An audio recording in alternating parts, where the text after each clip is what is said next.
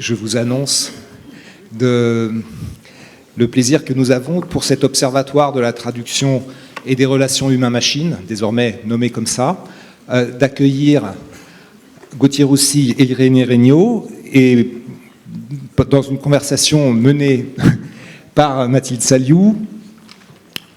L'objectif est maintenant que nous en sommes à la 7e année de cet observatoire, de varier les points de vue sur la question, de continuer à tourner autour de la question. Et nous avons donc souhaité cette année avoir à la fois un point de vue sociétal et un point de vue environnemental, puisque je ne sais pas s'il y a des non-traducteurs ici, mais souvent cet observatoire au sein des assises intéresse particulièrement les traducteurs, et que vous soyez aussi au courant et armés en argumentation, si vous en cherchez, de ces aspects-là. Je vous souhaite un bon après-midi et vous dis à plus tard.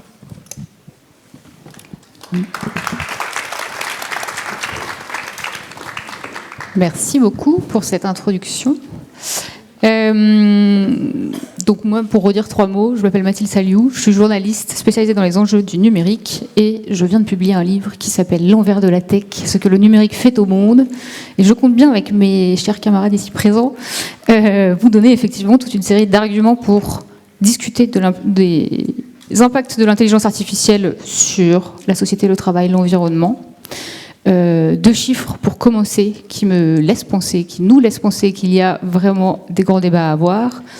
En 2024, au Royaume-Uni, la Société des auteurs a mené un sondage auprès de ses membres pour savoir quel impact l'IA avait déjà sur leur travail.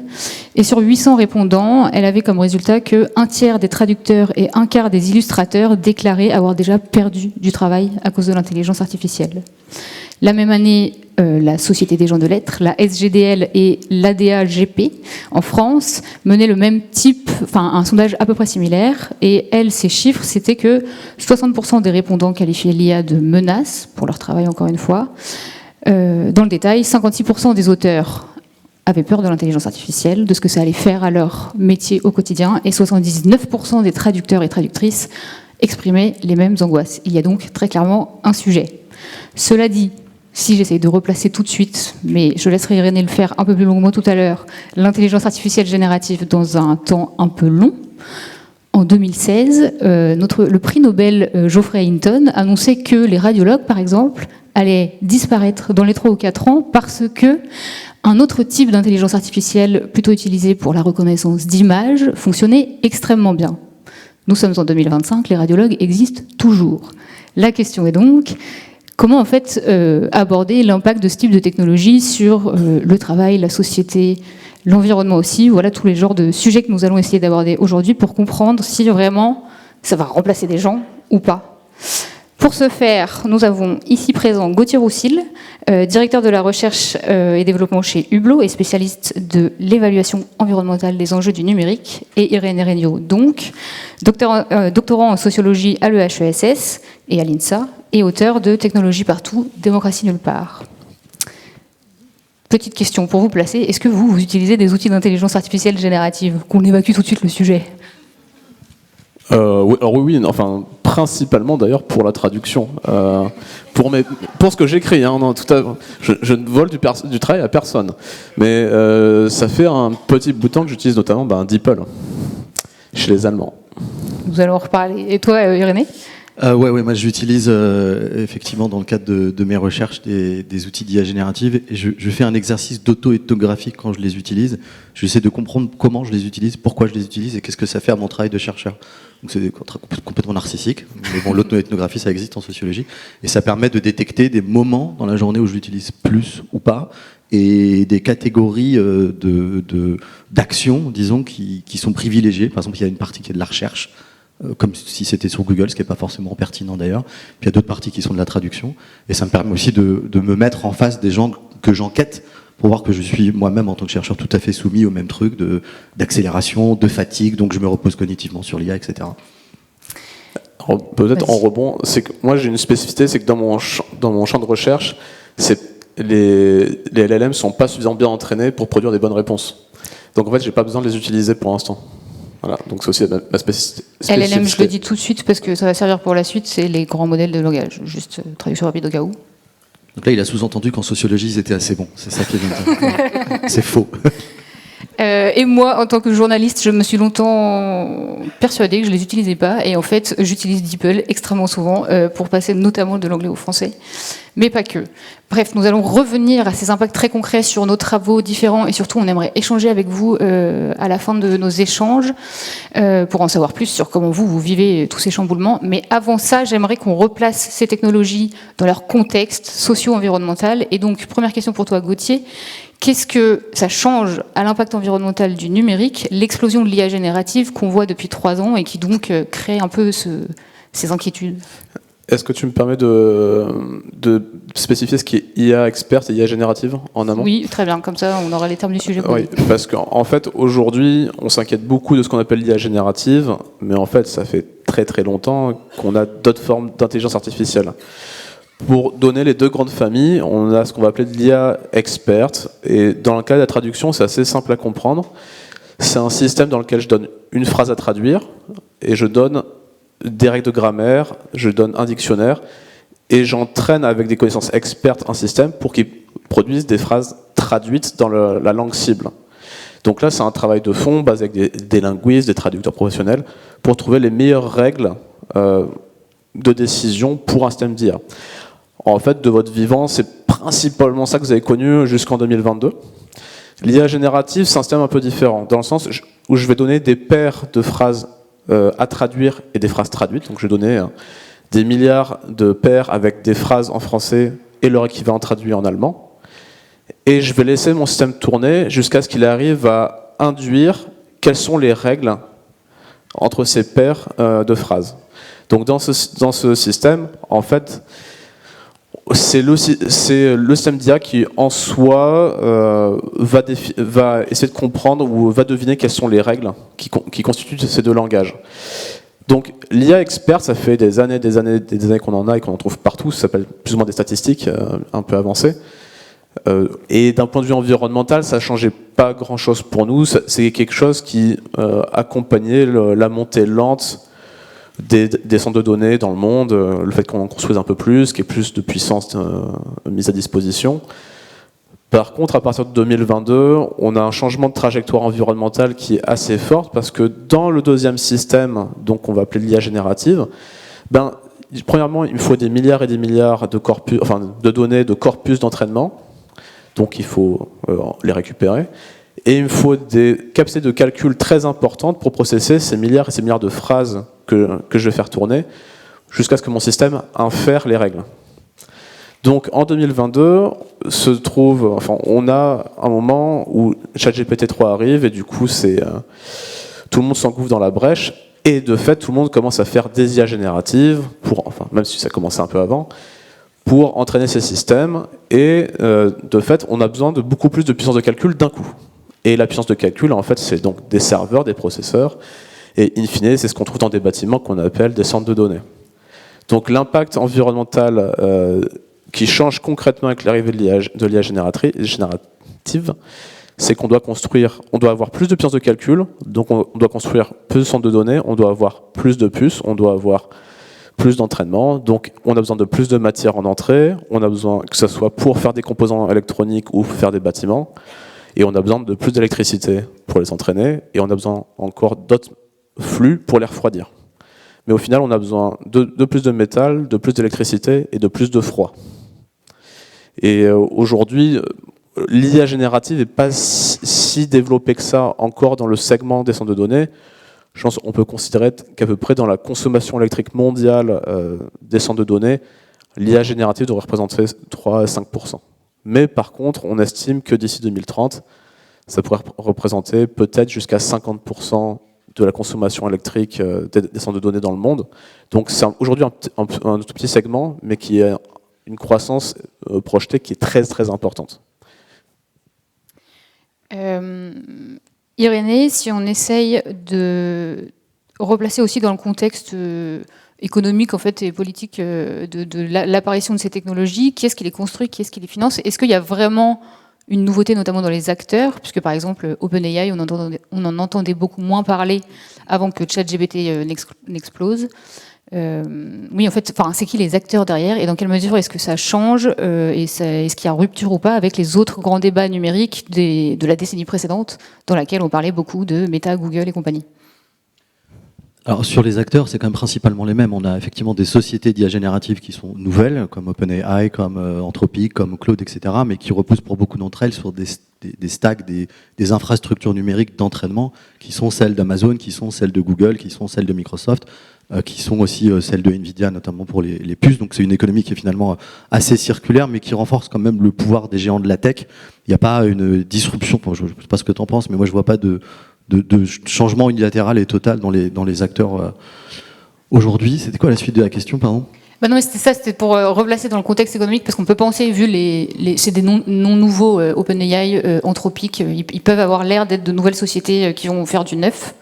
Mais en fait, si on regarde derrière les infrastructures, les financements aussi, c'est toujours le même type d'acteur. Est-ce que DeepL est une Non, mais enfin, je crois que ce qui est fondamentalement différent, c'est que c'est un nouvel usage qui est apparu, tout simplement. On a une prolongation d'un usage qui, avec un régime de promesses très particulier.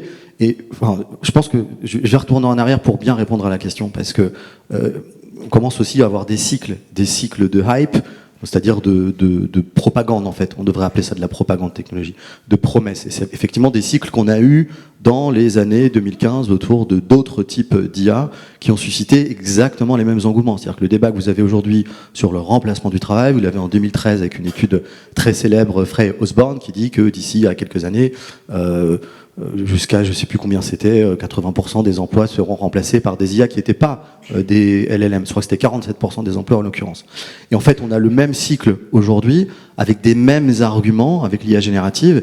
Et ce qui est intéressant, c'est qu'en fait, ils n'ont pas tellement prise en dehors de certains métiers qui sont ceux du remplacement du travail. Donc moi, en tant que sociologue, je vois moins ces acteurs dominants que les discours qu'ils articulent et les promesses qu'ils font et la représentation du travail qu'ils ont, qui est toujours un travail représenté d'une façon très économiciste, c'est-à-dire on prend des diverses fonctionnalités que faisaient des outils dans les années 2010, 2015 et 2020, et on en déduit, je vais un petit peu caricaturer, mais limite sur un tableau Excel, que l'IA fait telle fonction, que dans tel métier il y a telle fonction, donc on va pouvoir remplacer telle fonction de tel métier par telle IA. Et donc à la fin on vous dit, dans tel métier vous avez 30% de chance d'être remplacé.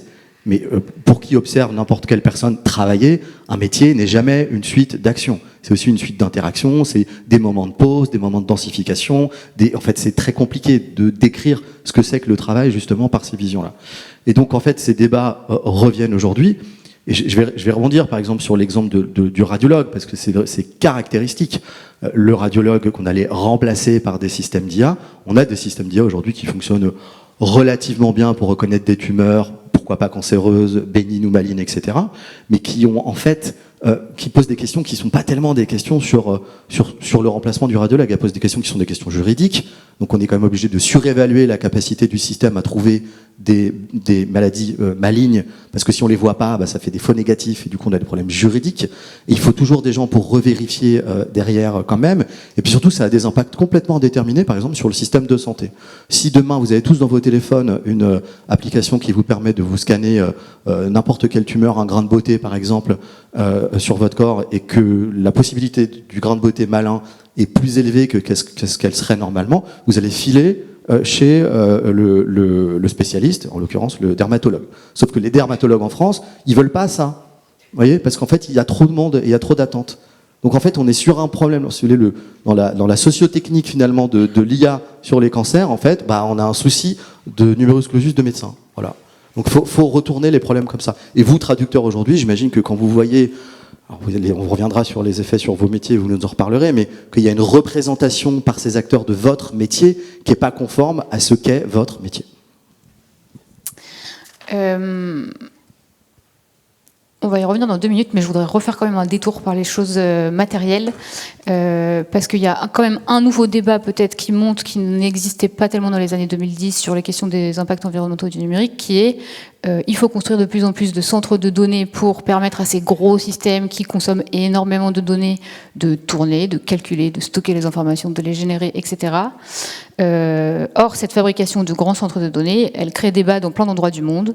Déjà, plus de 60% de ces centres de données sont installés dans des zones qui sont déjà en situation de stress hydrique, me semble-t-il. Or, pour pas tous, il faudrait expliquer toutes les nuances, mais pour une partie des centres de données, refroidir les serveurs, ça implique de consommer de l'eau. Donc il y a cette question de choc des usages concrets. Est-ce qu'on donne l'eau aux habitants ou est-ce qu'on donne l'eau aux centres de données? Il y a les mêmes débats sur les questions d'électricité, et ça même en France, le Shift Project commence à alerter sur le sujet. Ils ont sorti un rapport début octobre disant que la France n'était pas préparée. Comment aborder la question en fait de ce que quand on sort de notre écran et qu'on va voir les infrastructures derrière l'intelligence artificielle générative, qu'est-ce que ça fait je ne sais même pas comment terminer ma question, à nos conditions de vie, à notre accès à l'eau, à notre accès à l'énergie. Ouais. Ok. Donc aujourd'hui, le grand développement, en effet, c'est sur les centres, ce qu'on va appeler les centres de données, qui sont in fine des grands bâtiments en béton dans lesquels je mets des étagères avec donc, des serveurs qui sont des ordinateurs plats avec des unités de calcul, dans lesquels je dois mettre de l'électricité en entrée, et en sortie, je vais avoir des résultats calculés et de la chaleur. Alors, je peux vous donner des chiffres, mais pour vous donner un ordre de grandeur, aujourd'hui, en moyenne, une étagère dans laquelle je mets des serveurs en France, ça a une puissance électrique de 8 kW à peu près. Aujourd'hui, quand on regarde les nouveaux services d'IA, donc ces mêmes étagères, elles passent à 120 kW.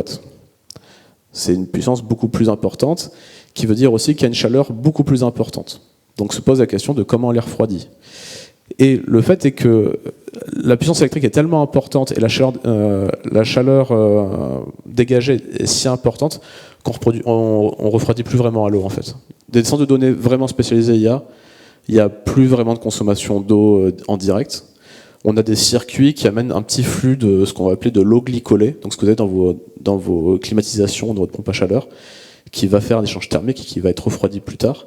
Mais les consommations d'eau sont plutôt liées aux grands data centers habituels, qui sont les grands data centers du cloud, donc de Google, Meta, etc., qui eux sont faits pour produire des services habituels qu'on utilise tous, enfin plus ou moins.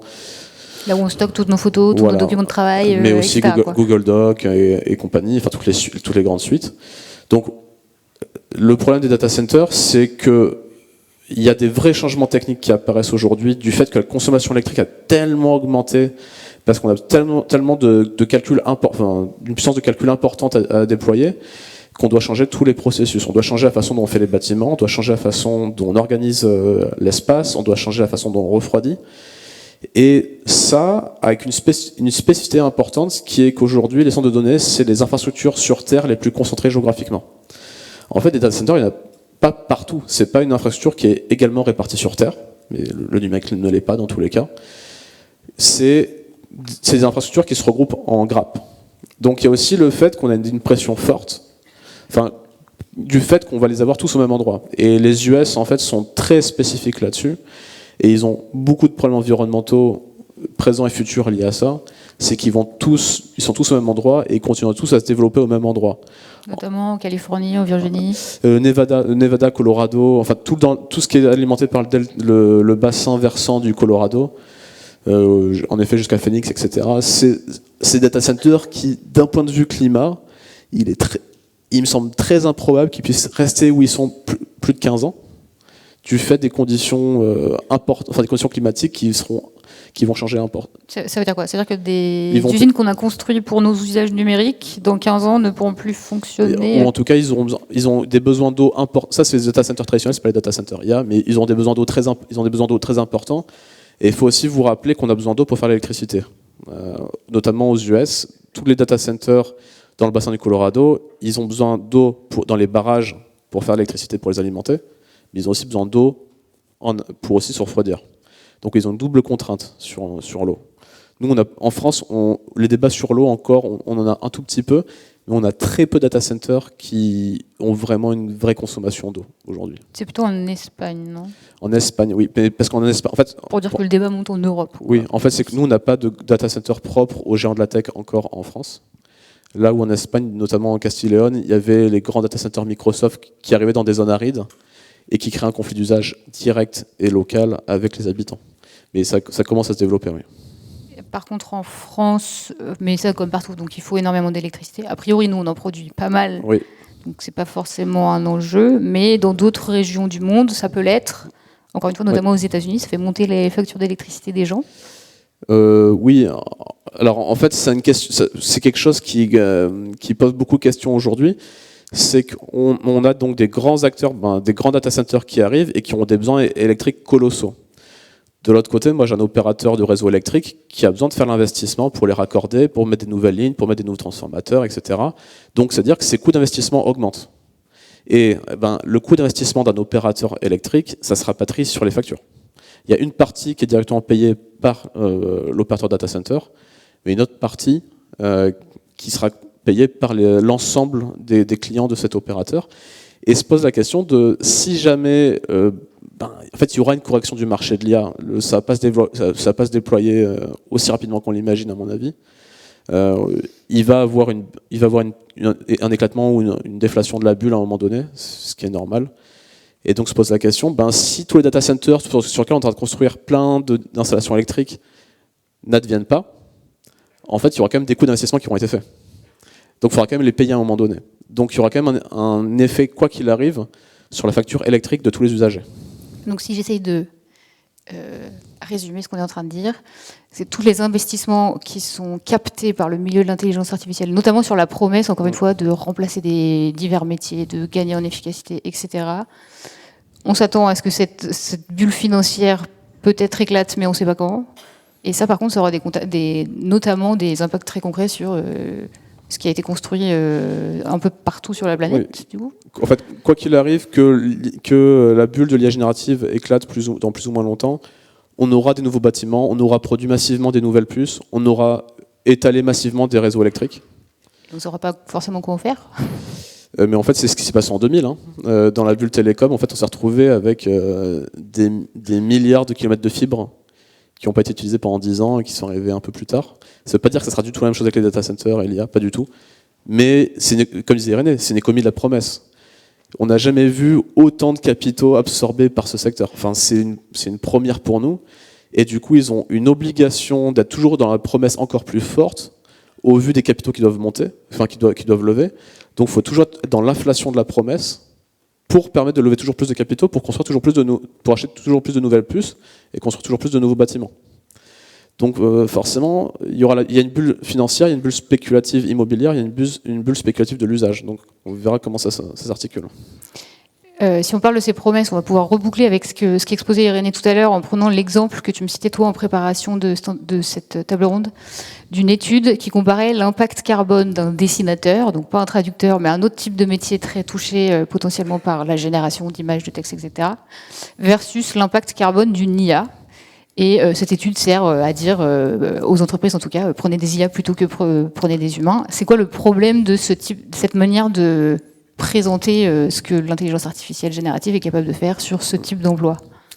Alors oui, c'était une étude publiée dans une version du journal Nature, qui est normalement parfois un peu sérieux.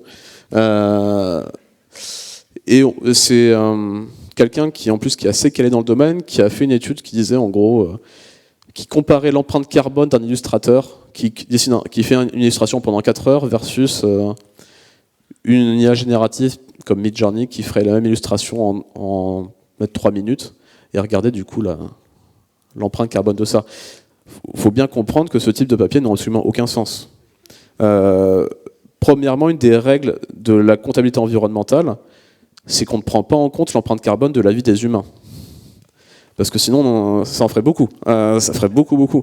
Ce qui veut dire que d'un point de vue logique, ce type d'étude, elle compare une situation où cet humain arrêterait de vivre le temps que l'IA générative fasse son illustration, et après se remet à vivre. Donc il faut faire très attention à ce type de démagogie et ce type de comptabilité sordide qui viserait à comparer les métiers de cette façon. D'ailleurs, j'ai eu des nouvelles hier, on a écrit un commentaire avec des collègues chercheurs à l'éditeur, et ils vont peut-être retirer l'article, ou en tout cas il y aura un gros commentaire pour dire que c'est une faillite morale. Mais il faut faire très attention aussi d'un point de vue environnemental quand on compare les métiers. Sous prétexte que ça serait moins impactant, ça serait forcément mieux. Alors déjà, il faut remettre à plat toute la comptabilité environnementale de ce type de papier. Et il y a aussi des fois, il ne faut regarder que par le prisme. Enfin, surtout, il ne faut pas regarder que par le prisme environnemental. Loin de là. Je tends la perche à Irénée là, carrément. Oui, on pourrait aussi ne pas regarder que par le prisme de la productivité ou d'autres arguments. Non, mais en fait, derrière ces représentations du travail, il y a d'autres promesses. On les voit quand on pousse les promesses à bout aujourd'hui, quand on va vers ce qu'il y a de plus maximaliste dans les inventions aujourd'hui des propagandistes de la tech, c'est-à-dire l'avènement de l'intelligence artificielle dite générale, voire de la super-intelligence, donc la question de la conscience qui est derrière. Quand on écoute vraiment les discours archétypaux comme celui de Nick Bostrom, donc philosophe suédois tendanciellement transhumaniste, voire raciste, c'est l'idée de la super intelligence qui fabrique des trombones, et puis elle fabrique des trombones, et puis elle s'arrête jamais, puis à la fin la Terre devient un trombone, quoi. Mais c'est intéressant parce que il y a une vision encore une fois du travail qui est celle de la machine sans humain. C'est ça derrière, c'est que ça fonctionnerait tout seul en fait. C'est ça ce que fait entre guillemets planer ce genre de discours, c'est que, et en fait on sait très bien qu'il n'y a pas d'usine qui tourne jamais toute seule. Il faut des gens pour fabriquer des machines, il faut des gens en amont, il faut des gens en aval, il faut des gens dans d'autres pays. On est toujours dans ce que fait habituellement le système capitaliste, c'est-à-dire qu'il va déplacer des gens sur une échelle de valeur et leur faire autre chose, d'une certaine manière. Par exemple, on parlait récemment on a des cas vraiment caractéristiques de ça dans certains accueils, dans certains pays, où on n'a plus personne à l'accueil, mais on a une caméra, et derrière la caméra, il y a quelqu'un qui est dans un pays lointain, du Sud, et qui s'occupe de l'accueil. Voilà, c'est une manière d'extraire de la valeur, tout simplement, avec des technologies numériques. Vos technologies numériques, celles-ci, travailleront toujours avec des personnes au Kenya ou ailleurs qui vont modérer, etc.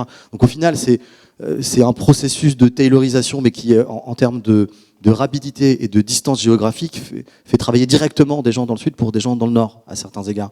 Et donc ça, peut-être qu'effectivement, les outils numériques, on l'a rendu un peu nouveau. Parce qu'avant, il fallait quand même des bateaux qui amènent des choses ici, machin, qu'on puisse acheter dans les pays du Nord. Aujourd'hui, vous avez potentiellement de ce genre d'IA qui fait travailler directement des gens pour d'autres, quoi. C'est le mythe c'est l'histoire du Turc mécanique. En gros, on nous vend un truc, ce serait la technologie qui serait capable de le faire, Oui, mais en fait, si on regarde plus précisément. C'est ça, on a toutes ces métaphores-là. Mais encore une fois, je pense qu'il y a vraiment c'est encore beaucoup des représentations du travail et des questions qui sont. Là, on parle de dignité, par exemple, au travail. On parle de dignité humaine quand on compare quelqu'un. Il y a quelque chose de très réactionnaire malthusien dans ce genre d'études. Et en fait, c'est un invariant dans l'histoire moderne, en fait. Et en fait, il faut aussi comprendre les discours et ce qu'ils cherchent réellement à produire. Et il y a une énorme différence.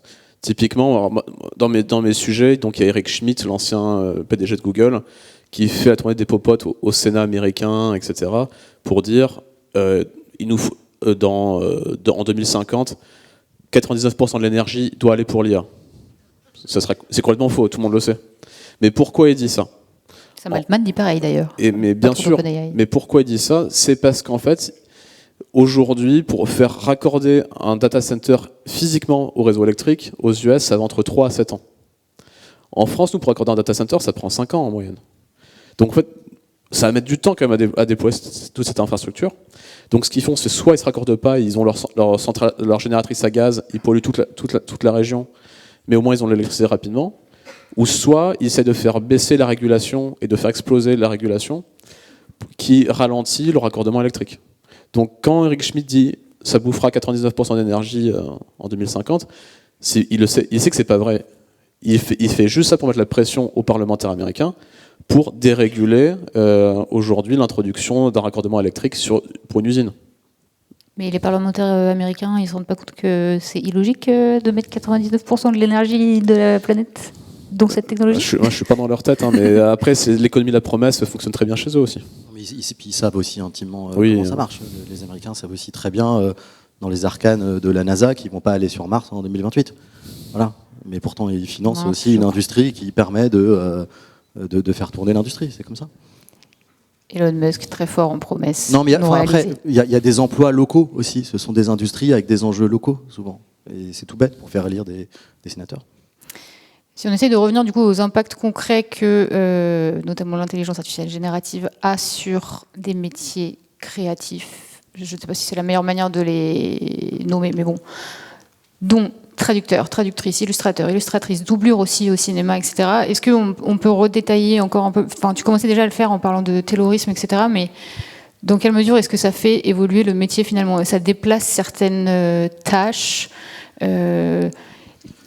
Alors, vous n'êtes pas mon terrain d'observation, mais je vous lis et je regarde aussi les gens Oui, en fait, on pourrait presque déjà prendre des commentaires du public. Ouais, en non, mais en posant fait, cette je pense que. question. Puis vous me direz, vous me corrigerez à la limite, mais en tout cas, ce que je vois de ce qui est décrit du monde des traducteurs correspond d'une certaine manière à ce que je vois d'autres mondes que je vois, notamment le monde des consultants et le monde des développeurs. Je pense que le parallèle est intéressant. Donc, je résume sur les traducteurs. On a des représentations du travail qui sont erronées, avec des systèmes qui marchent pas forcément bien. Tout ce qui se passe dans la tête d'un traducteur et d'une traductrice en termes de références culturelles, de façon de travailler, ne correspond pas forcément à ce que fait la machine. Et il y a toute une partie du marché qui, effectivement, s'engouffre là-dedans, donc qui découvre ça avec ChatGPT, mais en fait DeepL le faisait déjà, et qui en gros vous demande de corriger des produits déjà traduits, par exemple, plutôt que de les traduire directement. Donc il s'ensuit que finalement statutairement vous changez de modèle, en fait, vous n'êtes plus la personne qui traduit dès le début, quand toi vous me corrigerez, vous êtes la personne qui corrige. Et donc quelque part ça vous dégrade d'une certaine manière, ça fait baisser les prix, ça densifie le travail, parce que finalement faut quand même relire un truc qui a été mal écrit, et ce qui prend pas forcément moins de temps. Voilà. Donc, je ne sais pas si je suis à peu près correct. Bon, voilà. Non, mais c'est à vous qu'il faut applaudir. Hein. Et je tiens aussi à remercier au collectif En Chair et en Os qui publie pour nous sociologues aussi des analyses du travail autoréflexif qui sont très importantes. Alors, moi, j'ai pas fait encore une fois d'ethnographie dans ce milieu-là, donc auto-applaudissez-vous vous-même. Mais ce qui est intéressant, c'est qu'il y a des. Voilà, bravo. Ça ne veut pas dire que c'est forcément tout rose dans l'avenir. Et de là se posent plein de questions aussi pour vous. Est-ce que je l'utilise? Est-ce que je l'utilise pas? La question morale, est-ce que j'ai vraiment le choix? Si je veux rester dans le métier finalement, est-ce que j'ai pas aussi intérêt à devenir plus productif? Et ce qui est intéressant, c'est qu'en fait, ça, c'est des... Vous êtes un peu paradigmatique parce que vous traduisez, donc c'est quand même une des fonctions principales, même si on a vu que c'est pas exactement ce que vous faites de ces outils. Mais il y a plein d'autres métiers où en fait il y a des formes d'automatisation qui subrepticement s'installent. Par exemple, les développeurs. Moi, j'en vois beaucoup des développeurs informatiques qui, eux, aussi sont en proie à cette espèce d'injonction contradictoire, surtout ceux pour qui le code est important, qui aiment coder. On parle d'artisanat logiciel, software, craftsmanship, c'est des mots qui ressortent beaucoup chez les gens notamment qui viennent du libre, qui ont, il y a une forme d'art du codage en fait pour eux, aussi étrange que ça paraisse. C'est un monde en soi quand on ouvre ces portes-là. Et aujourd'hui, ce sont des gens effectivement qui sont tout en ambivalence par rapport à ces technologies-là. Parce qu'ils voient bien d'une part que ça correspond à une forme d'éthique hacker qui est la leur. On aime découvrir de nouveaux outils, on veut regarder comment fonctionne la machine, on veut la pousser à bout, on veut être au top des technologies. C'est des choses qui existent dans ces publics. Et en même temps, de plus en plus, des clients, de la même manière, leur demandent d'aller plus vite, de coder moins bien, de relire du code, et de relire du code sur des logiciels qui font beaucoup de code, en fait, pour des trucs très précis, par exemple de la refacto, c'est-à-dire transformation d'un ancien code vers un nouveau code. On pourrait parler de traduction, quelque part. C'est vrai que l'IA générative apporte des solutions qui permettent de faire ça en quelques heures, alors qu'il faudrait peut-être quelques mois, quelques années à le faire avec un humain. Et c'est pour ça qu'il ne faut pas non plus nier la productivité dans certains métiers bien spécifiques. Moi, les développeurs que j'entends, en tout cas en déclaratif, me disent c'est 50, 100, 250% de productivité en plus. En revanche, c'est du déclaratif, je précise. Faudrait regarder, c'est pas pareil quand on les observe. Il y a de la recorrection derrière, évidemment. Et donc, en revanche, en termes de recorrection et en termes de travail au quotidien, finalement, selon ce qui est codé, je mets des guillemets partout. Partez du principe que je mets des guillemets partout. Quand je parle de toute façon, rien n'est jamais définitif, même si la sociologie est une science dure, évidemment. Mais on se trouve avec des gens qui finalement décident de bosser 6 heures et pas 8 heures par jour, parce que c'est trop dense, en fait. Et donc ça, c'est très important. Et qui, au passage, voit bien que l'effet retour sur eux est délicat en termes justement de dignité, de ce que j'ai envie de faire. Et c'est des questions qu'on pose rarement, en fait, quand on fait j'ai été consultant pendant 10 ans, donc je sais bien ce qu'on fait quand on fait de la transformation d'entreprise, je sais bien quand on voit le travail, comment on peut faire l'effort de bien le voir aussi, et puis je vois bien les questions qu'on pose pas, qui sont très simples, en fait, c'est qu'est-ce que vous aimez faire? Qu'est-ce que vous aimez pas faire? À quel moment vous faites ça pour vous reposer, etc. Est-ce qu'une tâche dite à peu de valeur ajoutée, ce qu'on entend souvent, la vulgate du remplacement des tâches à peu de valeur ajoutée, vous allez pouvoir vous concentrer sur les choses intéressantes. Ça, c'est la rhétorique de la tech, littéralement. Mais en fait, si on fait que des trucs qui sont considérés par ces gens comme étant intéressants, on n'en peut plus, en fait, tout simplement. Je regarde juste le temps. En fait, je pense qu'on a envie de laisser pas mal de temps aux échanges avec la salle, donc je vais tout de suite poser une question plus ou moins conclusive, mais on continue la discussion ensemble après les réponses. Ce serait quoi les pistes d'échappée que vous pourriez peut-être recommander pour aider les gens à s'emparer du sujet intelligence artificielle, à le maîtriser, à ne pas en avoir peur, ou peut-être qu'il faut garder la peur car ça permet de mettre les choses à distance, je sais pas. Deux choses, et je pense que c'est très intéressant que Gauthier et moi soyons là ensemble, puisqu'il faut toujours articuler ces sujets ensemble. Donc je vais essayer de le faire. Premièrement, en dehors de ça, documenter, continuer à documenter. Les chiffres que tu as cités au début sont très intéressants. Il y a différents syndicats aujourd'hui qui ont des stratégies entre guillemets un peu défensives. Je pense notamment à Solidaire Informatique, Solidaire Finances Publiques, des gens comme ça, qui documentent la façon dont les gens qui sont soumis aux promesses travaillent. Donc toujours cette même promesse de on va améliorer votre travail à la DG Impôts, la Direction Générale des Impôts, Finances Publiques. 84% des dizaines de milliers d'agents qui ont été auditionnés disent que l'IA ne réduit pas, ne facilite pas la réduction des tâches à peu de valeur ajoutée. 84%, d'accord ? Et ça parle de densification, on est un peu dans les mêmes modèles que vous. Chez les profs aussi, SNES, FSU, c'est très intéressant de regarder ce qu'ils font, dans le sens où là, on a encore des promesses. Donc, je rappelle le mot de Arthur Mensch, président de Mistral, donc, Société française d'intelligence artificielle, au Sénat l'année dernière, s'adresse à des sénateurs et dit, avec l'IA, un professeur va pouvoir gérer une classe de 25 élèves comme une classe de 12 élèves. Mais c'est important, parce qu'en fait, c'est une représentation du travail. Alors, il n'a jamais foutu les pieds dans une classe, de toute évidence. Mais, par exemple, les profs vous disent, on nous dit qu'on va corriger les copies plus vite, et plein le font. Enfin, faut pas non plus se fixer de barrière morale. Mais en fait, ils te disent, littéralement dans leurs écrits, on n'a pas forcément envie d'aller plus vite. Ça ne nous donne pas plus de sens d'aller plus vite. Et en plus, il y a tout un tas de contrôles continus, d'évaluations qui ont été mises en place qui nous ont fait perdre du temps. Donc on n'en est même pas encore à l'argument de la taille des classes ou au salaire des profs. Vous voyez ce que je veux dire ? On est sur des trucs inférieurs. Donc il ne faut pas hésiter à retourner comme ça les problèmes à travers la documentation pour montrer à quel point leur vision du travail est erronée. Et la perte de sens, si on est un peu cynique, c'est aussi un argument qu'aiment bien les capitalistes. Et ensuite, je crois qu'il faut aussi toujours relier les problèmes à ceux des data centers en France. Et de toute façon, dans le monde, il nous manque, à mon sens, c'était en tout cas l'objet de mon livre que tu as cité tout à l'heure, Technologie partout, démocratie nulle part, écrit en 2020, mais qui à certains égards est toujours d'actualité. On relie jamais ces sujets-là qui sont relatifs aux infrastructures, qui sont la matérialisation des promesses, qui elles-mêmes servent à lever des fonds et qui modifient ensuite vos emplois. Donc sur les emplois, on a les syndicats, c'est la fin de la chaîne. Quand on les a, quand on est constitué assez fort pour le faire, c'est peut-être pas votre cas autant que des fonctionnaires.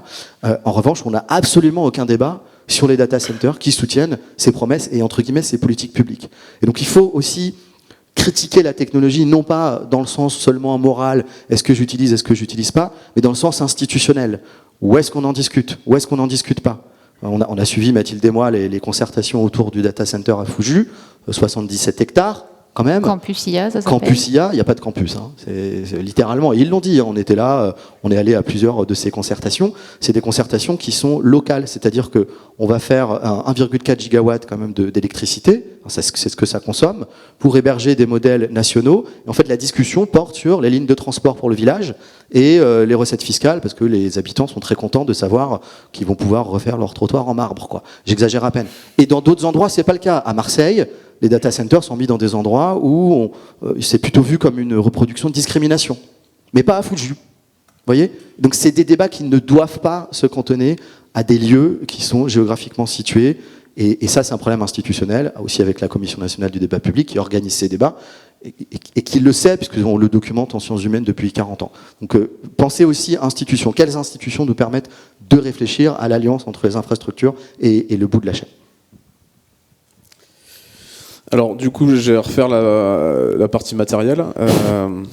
En fait, pour donner un ordre de grandeur, donc ce qu'on se disait hier, le campus IA, donc c'est 1,4 gigawatts de puissance, c'est-à-dire c'est deux petits réacteurs nucléaires, c'est la moitié d'une centrale nucléaire, une vieille centrale nucléaire française. Mais aujourd'hui, la puissance totale des data centers en France est à peu près de 2,4 gigawatts. Donc c'est comme si on augmentait quasiment de plus de 50% le parc d'un coup avec un seul bâtiment. Donc forcément, ça a des effets qu'on peut encore absorber à court terme en France du point de vue électrique, mais qui posent des questions, quelle est la stratégie qu'on a pour développer ces infrastructures et qu'est-ce qu'on veut en faire. Et est-ce qu'on a besoin de faire aussi gros? En fait, il y a quelque chose qu'on a très importé de la vision américaine, c'est la grandeur et c'est la taille. Et en fait, il n'y a jamais eu de réflexion sur le fait de est-ce qu'on a besoin de faire une demi-centrale de puissance pour ça? Est-ce qu'on peut faire différemment, etc. La question c'est jamais posée en fait. La question c'est de dire on fait comme les Américains parce que sinon on va se faire bouffer, et ça c'est un trope assez habituel. Après, je vais rebondir sur la question morale d'Irénée. Vous pouvez vous poser la question de dire est-ce que moi quand j'utilise une IA générative, est-ce que je pollue, est-ce que je suis une méchante personne?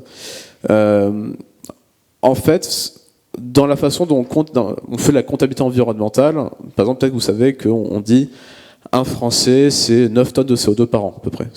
Voilà. En fait, c'est très simple. On prend l'ensemble des émissions de la France et on le divise par le nombre d'habitants. C'est une attribution. Et du coup, quel que soit votre niveau de revenu, on a tous la même quote-part d'émissions de carbone. Finalement, on va se poser la même question aussi lorsqu'on va utiliser une IA générative. On va dire, un prompt, c'est quoi l'impact que ça a? Et on va vous ramener à une échelle individuelle, à votre geste, une petite quantité de carbone, d'un point de vue toujours vu comme une attribution. Tu as utilisé un prompt, ça a consommé peut-être, avec beaucoup d'hypothèses, 0,3 watts, 0,3 Wh, donc c'est tant de CO2. Ne vous restez pas bloqué par une évaluation individuelle de vos gestes.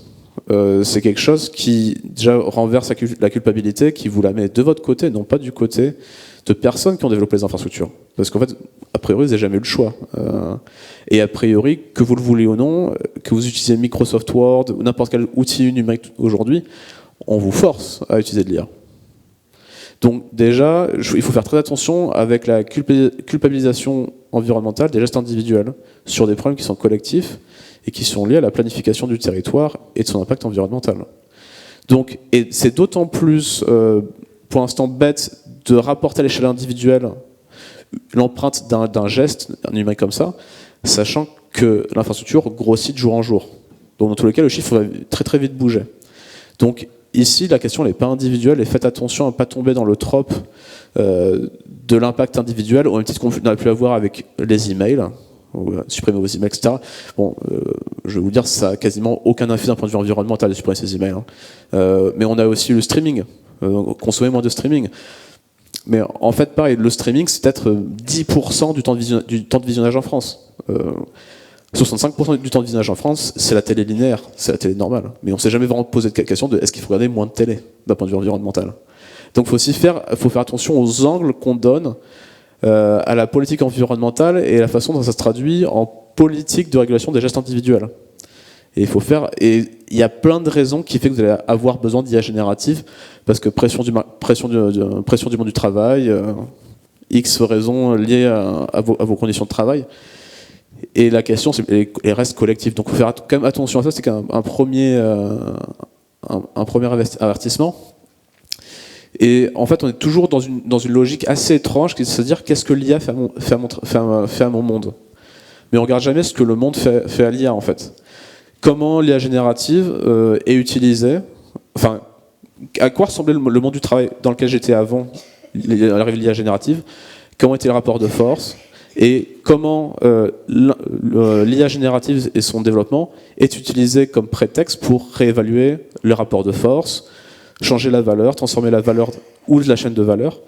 Qu'est-ce que ça fait concrètement en fait? Et du coup, rester toujours dans une optique où qu'est-ce que l'IA fait à mon métier, c'est aussi rester dans l'économie de la promesse. Et où en fait on prend pour acquis les promesses faites de l'IA dans mon traduction par exemple, et si on considère qu'elles sont vraies, donc on va se poser la question qu'est-ce que ça fait à mon travail? Mais en fait il faut tout le temps retourner à la question. Et l'autre aspect au fait qui est pour moi aussi, qui me fait réfléchir à votre métier, c'est que, bon, clairement depuis Google Translate et bien avant, ça fait depuis très longtemps qu'il y a des solutions numériques, et on n'a jamais autant traduit sur Terre, pas de façon professionnelle. Mais on n'a jamais eu autant de personnes sur Terre qui passent leur temps à traduire. De façon amateur, de façon plus ou moins qualitative en fonction des logiciels qui s'utilisent. Mais se pose la question, finalement, comment va évoluer la traduction?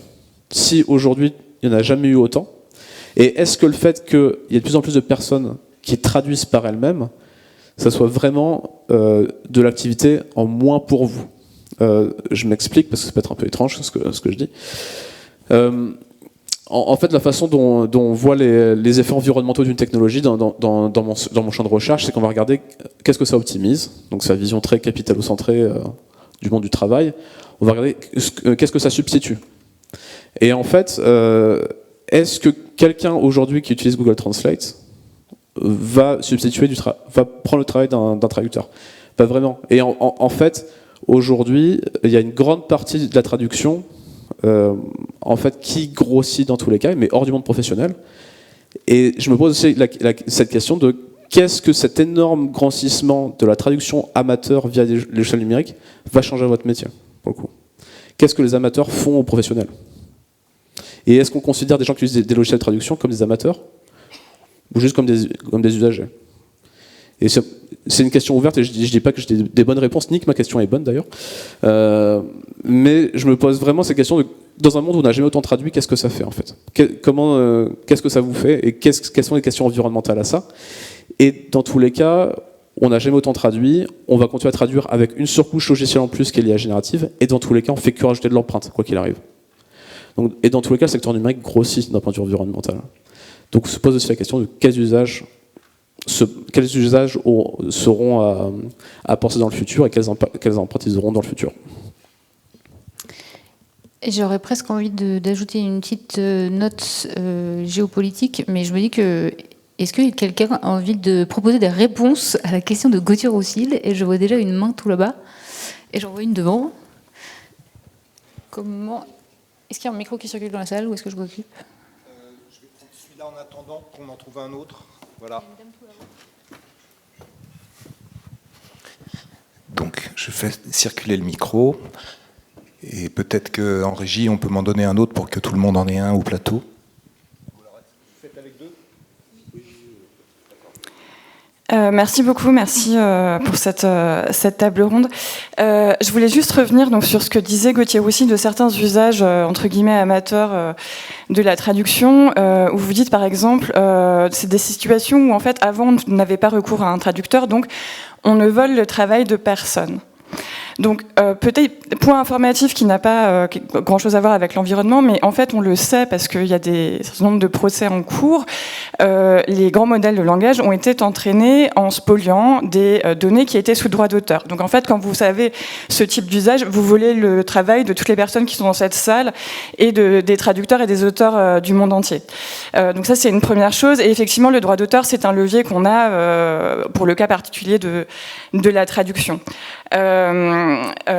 Sur la question de la traduction amateur, effectivement, on traduit de plus en plus de choses. Il y a aussi quelque chose qui est mesuré par les informaticiens qui s'appelle l'effondrement des grands modèles de langage, c'est-à-dire le fait que, en fait, quand on entraîne les grands modèles de langage avec des données qui, pour une part croissante d'entre elles, sont entraînées avec des données d'entraînement qui, pour une part croissante d'entre elles, sont déjà produites par la machine, ça aboutit à un appauvrissement progressif de la langue.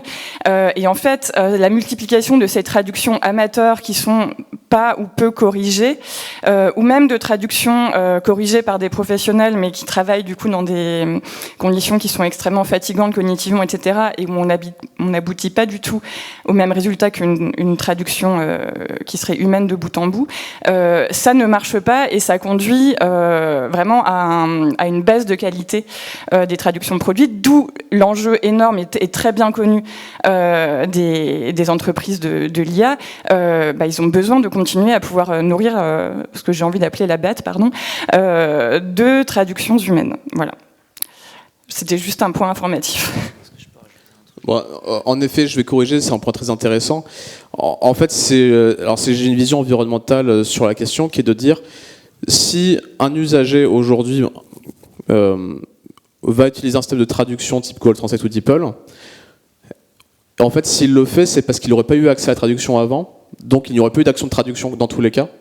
Donc le fait qu'il ait accès à ces outils fait qu'il y a une traduction qui est nouvelle, entre guillemets, mais qui n'aurait pas apparu dans la situation antécédente. Et donc c'est de ce point de vue-là où pour nous ça rajoute une empreinte. Et je vois quelqu'un qui s'agite beaucoup derrière. Ouais. Pardon. En fait, j'ai Vous dites, on traduit de plus en plus, mais ça n'est précisément pas de la traduction, en fait. Vous dites, c'est une nouvelle traduction. Ça n'est pas une traduction. C'est une transposition par une machine qui a pillé toutes les traductions qui ont été faites, les vraies traductions. Mais traduire un texte, ça n'est précisément pas faire des corrélations statistiques, en fait. Donc, moi, je pense que c'est très dangereux de dire que quand on utilise Google Translate, on traduit. Non, on ne traduit pas. On pille la traduction des gens qui traduisent. Ouais, voilà. Non, mais c'est intéressant votre remarque parce qu'il y a plein d'implicites en fait dans cette conversation autour de ce que vous considérez être votre métier, de ce que considèrent des usagers en termes de résultats par rapport à des attendus d'une certaine manière, et de la façon dont on nourrit les modèles. Moi, de plus en plus, je pense que si la France doit faire ce genre de modèle, il faut les envisager sous forme de communs, de redevances, de règles associées, etc., etc. Parce que, pardon, on ne va pas remettre le dentifrice dans le tube, en fait. Hein. Tout autant que je sois persuadé qu'on peut arrêter le progrès, hein, et qu'il n'est pas linéaire, c'est quand même compliqué de revenir en arrière. Donc, moi, j'aurais tendance à être d'accord et pas d'accord avec vous, en fait, d'une certaine manière, sur les personnes dont tu dis qu'elles vont traduire. Pour elles, c'est de la traduction. Et si vous leur demandez à elles vont vous dire que c'est de la traduction. Et donc, dans leur monde, c'est de la traduction. C'est comme ça. Mais pas dans le vôtre. Et c'est comme ça partout, en fait, quand on parle à des gens différents. Et en effet, tout à fait, je suis de tout cœur sur la question que l'entraînement de modèle est du vol. Là-dessus, on est bien d'accord. Le fait est que moi, je me raccroche une vision à la traduction qui n'est pas celle d'une vision professionnelle, puisque je ne connais pas votre quotidien. Donc, je ne sais pas quelle définition vous avez. Enfin, honnêtement, ce qu'est être traducteur, je ne sais pas ce que c'est. Je n'ai pas cette expérience. Par contre, d'un point de vue d'un usager typique d'un service numérique, en effet, Irène a raison, il a l'impression de faire la traduction. Et en effet, ça ne l'est sûrement pas. Et là, je serais intéressé de savoir quel mot on peut donner à ça, de ce point de vue-là. Enfin, si c'est pas la traduction d'un point de vue professionnel, quelqu'un qui fait une traduction via, en effet, la corrélation statistique. Donc, si c'est pas la traduction, quel mot on utilise? Et je serais intéressé qu'on ait cette discussion. Et en effet, disons plutôt que ça a rajouté une action numérique qui n'arrivait pas avant. Et du coup, nous, de ce point de vue-là, on considère que c'est une nouvelle empreinte et que c'est pas une action qui était là avant et qui est substituée par une nouvelle action. Non, c'est juste l'empilement d'une empreinte à une action qui est à la vie quotidienne, en fait. Alors, oui, sur ce levier du droit d'auteur, en Suisse, on a récemment eu une action du Parti libéral-démocrate qui a proposé un nouveau loi qui était assez bien. Et c'était une surprise que ça c'est venu de ce coin. Et on a vu que une argumentaire était que la Suisse devait être ou est en train de devenir un lieu pour des startups d'IA, mais que peut-être c'est déjà un prochain cycle de promesses, mais ils ont dit que à cause de l'appauvrissement des LLM, le futur du métier haut de gamme, ce sont les SLM, les Small Language Models, qui sont programmés spécifiquement pour des entreprises, pour des tâches spécifiques, avec des données bien curatées, on dit, au bien choisies, et que ça, c'est le futur pour des entreprises comme les entreprises suisses. Alors, il faut protéger les données.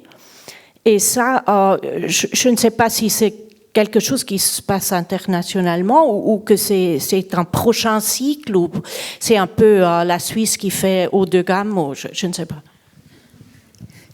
Si je peux me permettre d'apporter une piste là-dessus, un des sujets que je voulais ajouter sur la question, par exemple, du data center, campus IA, Fuju, dont on devrait pouvoir parler, pas seulement d'un point de vue local, mais aussi d'un point de vue national, voire international, etc., c'est que des experts des questions de géopolitique du numérique vont vous dire, fabriquer ce type de système, d'infrastructure et mettre des grands modèles de langage dedans qui sont construits par des acteurs américains, ça n'est pas apporter une forme de progrès d'indépendance numérique à la France, c'est en fait renforcer nos liens d'indépendance envers des fournisseurs de services américains. Et en cela, les fournisseurs de services américains pour l'IA générative dont on parle, ils fabriquent globalement des LLM, les très grands modèles de langage. Et peut-être qu'une des pistes pour développer son indépendance, c'est plutôt d'aller chercher ce type de modèle dont vous parlez et que propose la Suisse, qui est en fait de prendre complètement le contre-pied de ce que eux ont fait en s'appuyant sur un vol énorme de données, etc. et fabriquer ces autres modèles beaucoup plus petits, beaucoup mieux maîtrisés, en tout cas dans le type de données qu'on veut mettre dedans, beaucoup plus spécialisés, etc. Voilà, c'est une des pistes, en tout cas, pour fabriquer d'autres modèles d'intelligence artificielle dont collectivement on serait peut-être plus, qu'on préférerait peut-être à débattre. Voilà. Mais ça dépend vraiment de pour faire quoi en fait. Enfin, ça dépend vraiment des usages. Il y a plein d'usages, parce que dans une entreprise, en gros les LLM, c'est beaucoup de recherche documentaire et de synthèse. Dans les industries, il n'y a pas de LLM. Ça sert à rien, en fait. C'est probabiliste, on a besoin de trucs durs. Enfin, on ne va pas demander à des IA structurellement fausses de faire ça.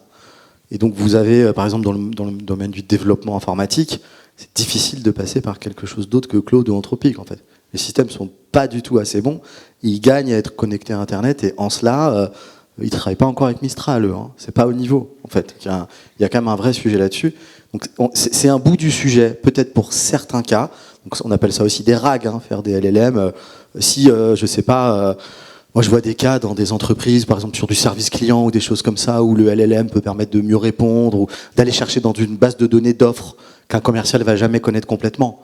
Moi, j'ai formé des tas de commerciaux, il a 15-20 produits à vendre, il faut qu'il y pense, il y a des produits qui sont des options, c'est très compliqué. Donc le LLM, là, alors on est dans la continuité totale, je ne vous dis pas qu'on va vers le socialisme et la décroissance, mais dans ce que font les entreprises aujourd'hui, là, effectivement, des petits modèles pourraient servir. Mais il y a tout un tas d'autres cas où ça sera tout simplement pas possible, en fait. Hein. Bonjour, Jean-François Cornu du collectif En Chair et en Os. On noyote un peu cette salle aujourd'hui. Je voulais revenir sur ce que vous indiquiez, Gauthier, sur l'activité qui ne serait pas de traduction ou en tout cas de traduction amateur. Pour donner un exemple qui, par effet de domino, aboutit par voie de conséquence à l'usage de l'IA en traduction. Dans les années 2000 environ, ça s'est prolongé peut-être un peu jusqu'au début des années 2010. En traduction audiovisuelle et en sous-titrage en particulier, il y a eu un phénomène qu'on a appelé le fan-subbing, c'est-à-dire le sous-titrage amateur de personnes qui n'étaient pas traductrices et traducteurs professionnels, mais qui étaient des fans de séries, en particulier d'animés japonais, et qui, on était encore à l'époque où on ne voyait pas tous les épisodes d'une même série en une seule fois, et qui ne pouvaient pas attendre la semaine ou le mois suivant pour voir les épisodes suivants. Et surtout pour les diffuser hors de l'horaire linguistique d'origine. Donc il y a eu un phénomène principalement d'abord de piratage, c'est-à-dire de piratage des œuvres à traduire, et ensuite de traduction amateur, dont il n'est pas question ici de parler du niveau de qualité, encore que, mais ce phénomène a abouti à deux choses. La remise en cause des usages professionnels en traduction, grandement favorisé par l'engouement de chercheurs et d'enseignants à l'université qui trouvaient ça trop bien.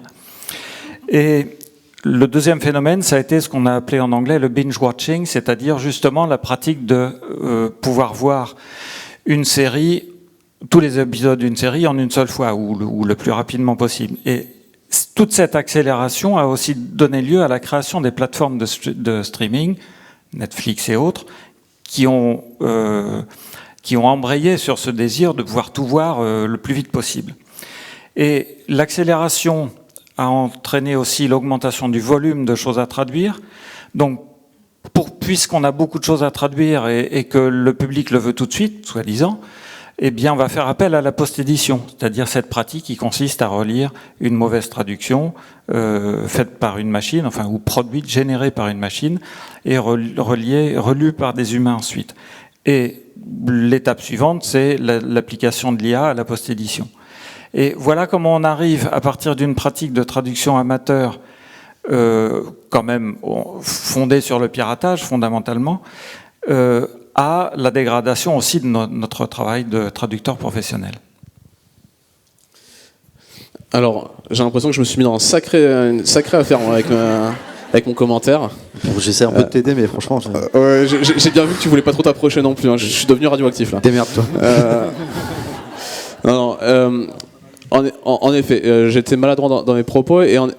Par contre, sur la question du streaming, ça serait en fait ignorer la question du modèle économique fondamental qui s'est développé autour du streaming. Parce qu'en fait, finalement, les questions des fanservice des années 2000, c'était une activité bénévole. Et en fait, Netflix, typiquement, qui était le plus gros acteur, était avant tout quelque chose qui livrait des cassettes et qui s'est transformé en plateforme numérique à partir de 2010 et qui a aussi institué des usages très très spécifiques et notamment de massification des contenus, de création de la demande. Alors notamment avec l'autoplay, qui a été aussi quelque chose qui a été très structurant dans les usages des plateformes de streaming. Et en effet, qui a aussi les premiers expérimenté la traduction automatique assez mauvaise dans l'ensemble de la plateforme.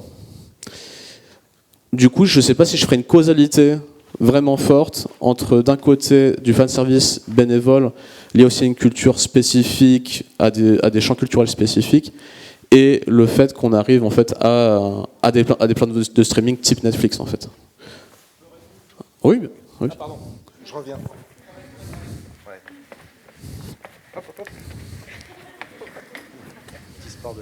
Merci. Non, je serai bref. Il se trouve que quand même Arte avait été pris la main dans le sac en récupérant des sous-titres faits par des fansubbers à un certain moment. Et que ça continue de nous affecter puisque Arte maintenant veut aller à fond sur l'IA. Et du coup, ce qui revient plutôt à mon point antécédent, c'est finalement qu'est-ce que le marché du travail, qu'est-ce que votre monde du travail utilise l'IA comme levier pour changer la chaîne de valeur et changer finalement le rapport de force que vous avez face à eux. Parce que du coup, ma maladresse d'avant qui est de dire les usagers font la traduction amateur, en effet, en faisant ça, je suis parti dans une rhétorique où je dévaluais votre travail en considérant que ce que fait Google Translate est la traduction de votre point de vue. Ce qui est en fait, moi, en train de jouer du coup un jeu capitaliste, enfin une vision capitaliste de votre travail. Et en effet, c'était maladroit. Je viens de me rendre compte. Et en effet, mais se pose la question que je trouve assez intéressante de dire, un acte de corrélation statistique d'une phrase à traduire à une phrase générée, comment on appelle ça du coup? Voilà. Non mais après, il y a un truc qui est spécifique aux technologies numériques et au réseau. Parce que vous n'aurez pas la main sur les usages des gens qui auront ces outils, de toute façon. Et c'est un permanent, il y a l'histoire dans l'informatique, avec des rebasculements qui sont avantageux ou désavantageux et qui sont même intéressants démocratiquement. C'est pour ça que vous disiez que tous les universitaires s'y sont branchés, mais aussi pour des bonnes raisons en période de mondialisation. On a des réseaux numériques de dissidence, on a des réseaux numériques pour des personnes subalternes qui peuvent s'y retrouver, on a des marges et des franges dans le capitalisme qui permettent aussi à des communautés trans, homosexuelles de se retrouver sur TikTok, sur Grindr ou sur tous les réseaux qu'on peut imaginer. Donc il y a toujours, en fait, ce que vous avez dit le mot universitaire, donc du coup je suis aussi prudent, mais il y a un risque relativiste effectivement à dire il y a plein d'usages, donc finalement on peut pas tout condamner, mais en fait vraiment on peut pas non plus tout condamner d'une certaine manière. Et de la même manière sur le streaming, vous parlez du binge-watching, tout le monde qui regarde du streaming ne fait pas de binge-watching, c'est pas vrai. Enfin, c'est pas exactement ce que vous avez dit, et je peux refaire la comparaison avec la télé. On a un regard moral sur le streaming qui n'est pas le même que celui qu'on avait sur la télé. Mais en fait, la télé, enfin, tu l'as dit tout à l'heure, c'est encore ce qui est beaucoup regardé, notamment par les personnes âgées. Puis tu me mentionnais hier, je te le rends Gauthier, mais que c'est aussi des pratiques qui sont jeunes, en fait, et qu'on a un regard sur les usages de la jeunesse qui n'est pas le même que sur les usages des personnes plus âgées. Et le streaming, c'est un truc de jeunes, donc effectivement, ça a été regardé différemment aussi pour ça, comme les réseaux sociaux. Et si je peux ajouter un dernier grain de sel en espérant ne pas ajouter de maladresse.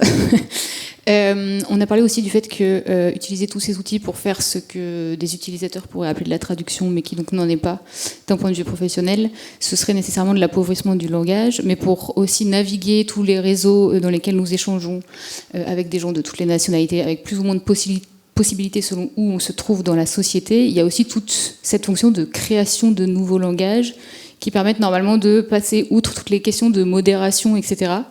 Et je me demande dans quelle mesure c'est une matière avec laquelle certains d'entre vous peut-être travaillent, pour mettre des mots sur notamment une pratique jeune assez fréquente. Je pense à la pratique de l'algospeak, qui consiste à inventer des langages spécifiques, notamment avec des emojis, en remplaçant un mot par un autre, peut-être en jouant sur les langues d'ailleurs, pour pouvoir passer les mailles d'une modération qui, elle aussi, se fait de manière un peu aussi radicale que toutes sortes d'autres pratiques dont on vient de parler, sur des mots dont on a décidé qu'il ne fallait pas qu'ils passent, alors que d'autres c'est ok. Bref, j'espère que cette remarque fait un écho avec les conférences d'hier soir sur les questions de censure.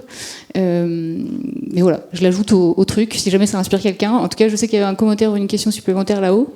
Alors écoutez, d'abord, première chose, je voulais vous rappeler qu'il y a quelques années, ici, on avait eu des traducteurs de Bruxelles et qui disaient qu'effectivement, ils ne partaient plus qu'à corriger les traductions.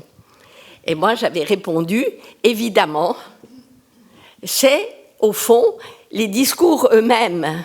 Et il est clair que si nous répondons à IA, nous lui ouvrons, c'est lui qu'on faisait aller mieux, parce que les traducteurs politiques finissent par tous dire les mêmes choses, pour être polis. Donc, si vous voulez, dans le traducteur politique, domaine où j'ai beaucoup travaillé, je veux dire, actuellement, on y arrive très vite à corriger, parce qu'ils racontent toujours les mêmes choses. Histoire close. Deuxième chose, le côté facile pour un traducteur littéraire. Avant, qu'est-ce qu'on faisait? D'aller chercher ces dictionnaires qui avaient déjà écrit sur un tel et tel autre.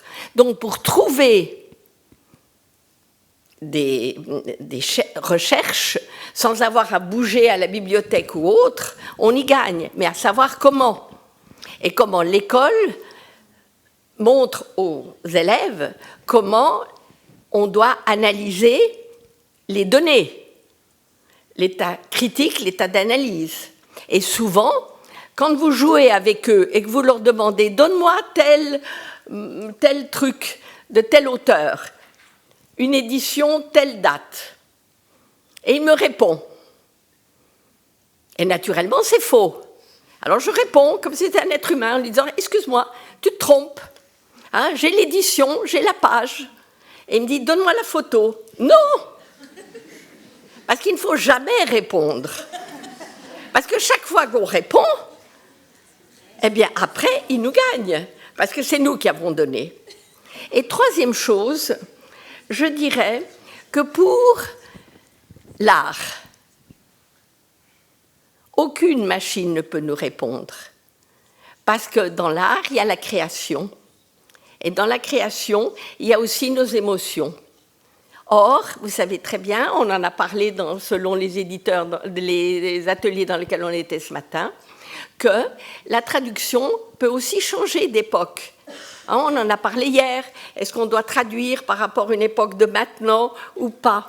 Donc, finalement, ce côté d'être humain, l'IA ne peut pas nous remplacer. Mais si on ne lui donne pas le pouvoir, et là, c'est nous qui sommes responsables. Parce que si on répond erreur, non. On est coincé dans une relation toxique avec ces machines, puisqu'on nous les pousse un peu partout. Non, mais votre remarque, votre témoignage est passionnant d'une part, et moi j'ai l'impression que vous, traducteurs, alors je précise, moi j'ai fait des études de langue étrangère appliquée, et donc beaucoup de stages en traduction. J'ai jamais été traducteur, mais je vois un peu ce que c'est que le métier, et c'était en 2007-2008, et déjà on avait du Google Traduction. Moi, c'était anglais-espagnol. Voilà. Mais c'était pas de la traduction, franchement, littéraire. Mais déjà, ça commençait un petit peu à changer, en fait. Ça commençait à nous percuter. Et c'est un milieu un petit peu intermédiaire. Moi, j'ai beaucoup d'amis de ces filières-là qui, aujourd'hui, ne sont plus traducteurs. Pas forcément pour cette raison-là, d'ailleurs. Aussi parce que des conditions sont potentiellement précaires pour tout un tas d'autres raisons. Voilà. Et il y a d'autres domaines un petit peu adjacents qui sont, effectivement, les doubleurs. On commence à parler effectivement de reprendre les voix, les acteurs, donc Hollywood, avec toutes les controverses qui ont eu lieu, etc., sur ce qui relève du droit d'auteur ou même du droit à l'image, en fait, avec des dissensions. Il y a des gens qui ont revendu leur droit à l'image. Voilà, tu peux faire du business comme ça. Si vous êtes une star et que vous pouvez vous dupliquer pour faire 3 fois plus de pubs, bah, pourquoi pas, à la limite. Hein. On peut avoir cette logique-là. Mais aussi des personnes qui ont refusé de le faire. Donc, moi, j'ai vu des acteurs français récemment, je ne sais plus lesquels, connus, je vais rarement au cinéma, qui ont dit, avec quelque chose de très moral en fait, c'est ça qui est intéressant, je vois pas pourquoi le cinéma devrait devenir ça. Voilà. Et ce qui est un argument qui est, que si on l'employait partout, il pourrait faire florès sur tout un tas d'autres usages, mais là, ça marche. Parce que c'est incarné, finalement. Mais sauf qu'on ne connaît pas de grands traducteurs. Et à travers la documentation, enfin, j'essaie de trouver des solutions, parce que moi, le grand public ne les connaît pas, je veux dire. Bah, pardon, bah, c'est vrai. Je suis désolé. Chacun son tour. Moi, venant du milieu, je connais le traducteur de Terry Pratchett ou des gens comme ça. Mais le grand public ne connaît pas les grands traducteurs. Il connaît des astronautes. Vous voyez ce que je veux dire? Donc c'est important. Donc d'une part, il y a... Non mais je pense, moi j'ai beaucoup aimé ce que faisait En chair et en os, parce que j'ai retrouvé des critiques de l'informatique qui n'existaient pas depuis les années 70. Vous lisez la CFDT des années 70, 77 pour être précis, on vous parle d'impérialisme informatique. On n'a pas peur de dire le mot capitalisme. On n'a pas peur d'avoir une lecture de classe. En fait, et c'est ça qui est très important, parce que quand on est dans votre situation, en fait, ce qui est en train de basculer, en fait, c'est un rapport de force par rapport au capital. C'est tout. Vous êtes déplacé par rapport au capital et dévalué, et votre statut diminue. Donc il y a quelque part, à un moment donné, ce qui est intéressant, c'est que beaucoup de métiers vont s'y retrouver. Et si je suis un peu cynique, moi, les gens que je regarde, qui sont des gens qui installent les systèmes, consultants, informaticiens, etc., ça commence à leur arriver dessus. Et sociologiquement, c'est des gens qui, pendant des années, tout ce qu'on a observé sur eux, c'est justement qu'il y avait une certaine distance topographique et mentale avec les gens qu'ils automatisaient. Vous automatisez un processus d'entreprise en 3 mois, vous ne voyez pas les effets. Ça, c'est ce que faisait un consultant. Maintenant, ça lui arrive, c'est à leur tour. Moi, j'entends ça. Hein. Chez des consultants, c'est à notre tour. Voilà. Et donc ça, c'est intéressant en termes de relier les luttes, quelque part. Puis il y a peut-être aussi des luttes en termes de communication qui permettent de réhabiliter ou de montrer des figures de la traduction. Puis de toute façon, tout ça va s'aménager, se négocier. Enfin, je ne sais pas dans quoi vous êtes, dans les arènes politiques dans lesquelles vous êtes, mais on parle de labels, il y a une question d'édition, il y a une question de la place des librairies, il y a une question de place de concentration des médias. Enfin, c'est aussi tout ça, la traduction, finalement. Vous imaginez bien qu'un Fayard va peut-être pas traduire, comme moi je publie à la Fabrique Édition, ils vont pas passer par une IA. Vous voyez ce que je veux dire? Il nous faudrait plus de la Fabrique Édition. Pardon? Mauvais exemple, dit-on là-bas. Ah ben on en reparlera alors. Je vous écoute. Excusez-moi? Oui, c'est ça ce que j'ai dit. Ah non, bah, j'ai pas été clair. Non, mais je publie pas chez Fayard. Voilà. Est-ce qu'il y a une dernière question ou une dernière remarque? Oui. Déjà, ça rejoint ce qui vient d'être dit là sur le principe de rejoindre les luttes, de dire des gros mots comme impérialisme, tout ça, c'est suffisamment rare et précieux. Voilà.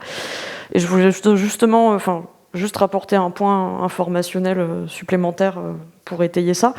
C'est-à-dire qu'en vrai, moi j'ai été très choquée par ce que j'ai entendu tout à l'heure, comme quoi les gens qui faisaient du fansub, ça serait pas de la vraie traduction, et c'est ces gens-là qui bossent gratos, qui seraient directement responsables de la décadence capitaliste du monde éditorial. Alors il va falloir m'expliquer comment des mineurs bénévoles qui font du fansub de One Piece sont responsables des tarifs au feuillet de plein de grandes maisons d'édition. Aussi garder en considération que les traducteuristes, généralement c'est 90% des femmes, donc qui sont difficilement comparables en termes de sociologie aux consultants et autres geeks du code qui, même s'ils sont inquiets d'être partiellement transformés, il va falloir quand même concrètement m'expliquer quelle est leur plus-value sociale, contrairement aux traducteuristes. Et que 80% des auteuristes, traducteuristes sont quand même au SMIC ou en dessous à l'année. Donc parfois ils s'en sortent en étant en coloc, en polyamour ou que sais-je. Mais que globalement on n'est pas vraiment sur... on est sur des gens qui font du travail passion. Donc à ce titre-là, quoi de plus passionné que des gens qui bossent gratos ou quasiment? Donc à ce titre-là, je vois pas la différence concrète entre une mineure qui n'a pas fait une école privée pour faire du fansub et quelqu'un qui accepte docilement en interpersonnel de continuer à bosser avec des gens aux pratiques éditoriales plus que douteuses, puisque la question pour moi de l'IA, c'est avant tout qui pique qui.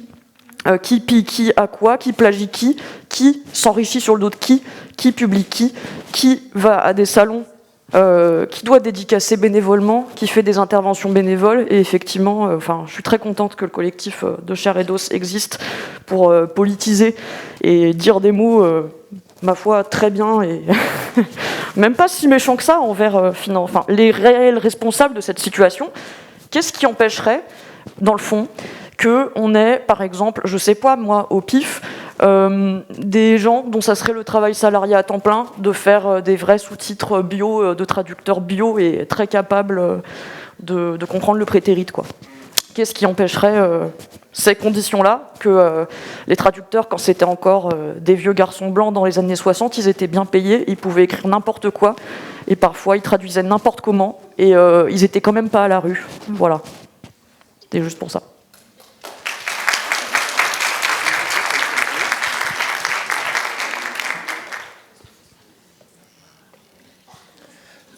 Un dernier mot, ou est-ce qu'on termine là-dessus? Est-ce que vous voulez ajouter?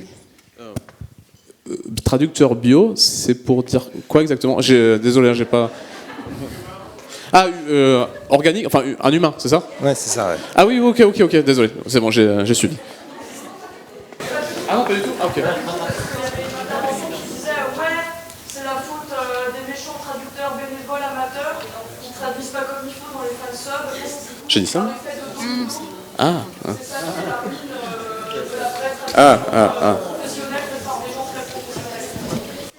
Déjà, il va falloir vous mettre d'accord entre vous. Hein. Nous sommes en train de dépasser notre timing. J'aimerais vous remercier tous pour votre écoute très attentive et votre participation. Et surtout remercier Gauthier et René pour leur expertise. Merci à tous. Merci beaucoup à tous les trois. Je vous encourage à faire un petit tour et aller voir peut-être les livres à la librairie pour que nous puissions installer ici le plateau pour la rencontre suivante